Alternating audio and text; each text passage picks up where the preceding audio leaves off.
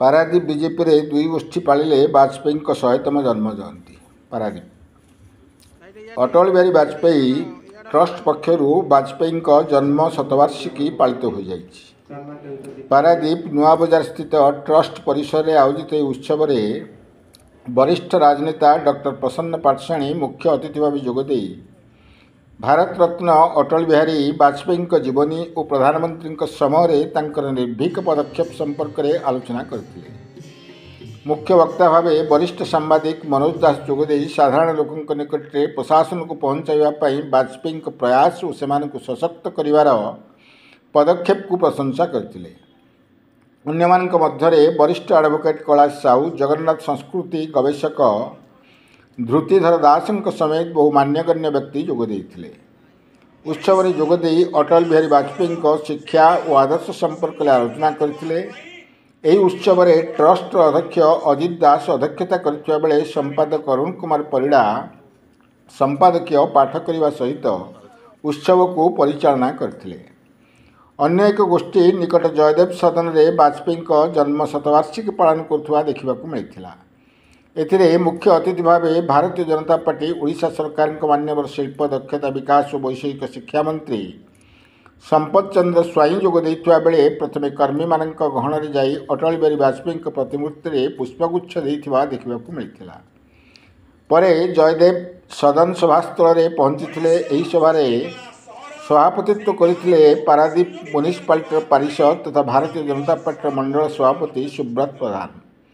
एथुरु स्पष्ट बारी पड़ुछु जे भारतीय जनता पार्टी सरकार थिबा बेले मध्य पारादीप रे दुई गोष्ठी निज निज कार्य संपादन करुवा बेले यह जनसाधारण को द्वंद्व पकाउथुबा देखा मिली। पारादीप पुरुषोत्तम शतपथी रिपोर्ट क्रांतिधारा प्लस। वाजपेयी मानव केवल राजनीतिक नेता नथिले, जड़े विशिष्ट प्रज्ञावान कि श्रेष्ठ कवि भाव में से विश्ववंदित थे।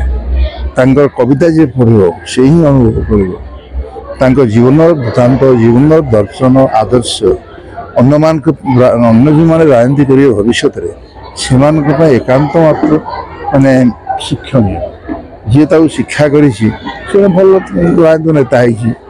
जातिर माने हिंदुत्व उपरे देशर भारत उपरे भा कहले आलोक खंड भा कहीदे जो महामंत्र समग्र पृथ्वी जाते सेते जो नेता मैंने कही विवेकानंद कही अरविंद कही दिन आसब सारा भारत वर्ष सारा पृथ्वी को शासन कर राजत्व कर से समयटा आसीगला। तार प्रमाण होछि आजिर ए पारादीपर सभा जड़े लोक एकुटिया लगिकी ता पछरे किसी अच्छा शिक्षित सांबादिक से जो सभाटे कर आखिरे देखी पिन ऑफ साइलेंस इतने माँ शुणुं जाऊना मुझे बाध्यता समय बंद करदेली मैंने ये चलता ये सभा एमती सभा अन्यत्र हुए ना।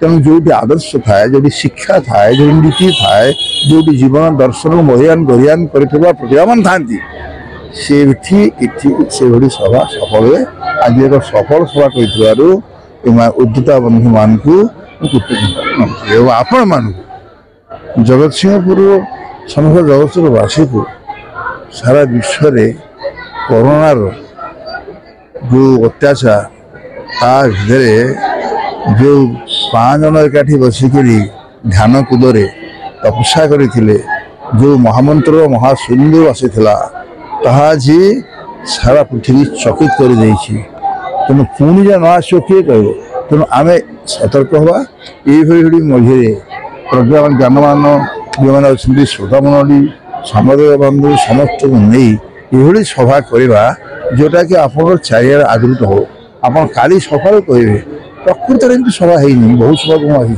कौन आई सभा हम न हो कहूँ किंतु समस्त जो गोटे अति शांत पिन साइलेंस शांति अटल बिहारी वाजपेयी कथा शुणा विरल। भारत रत्न पूर्व प्रधानमंत्री अटल बिहारी वाजपेयी जी जन्म जयंती उपलक्षे प्रति वर्ष पारादीप महोत्सव अटल मेमोरियल ट्रस्ट तरफ आयोजन करा जाए। आज 6तम संस्करण पारादीप महोत्सव आज उद्घाटन करागला। पागर प्रतिकूल परिस्थिति सत्वे मध्य आज पारादीपवासी मानकर समस्तंकर उपस्थित रही आज ये महोत्सव को उद्घाटन करागला।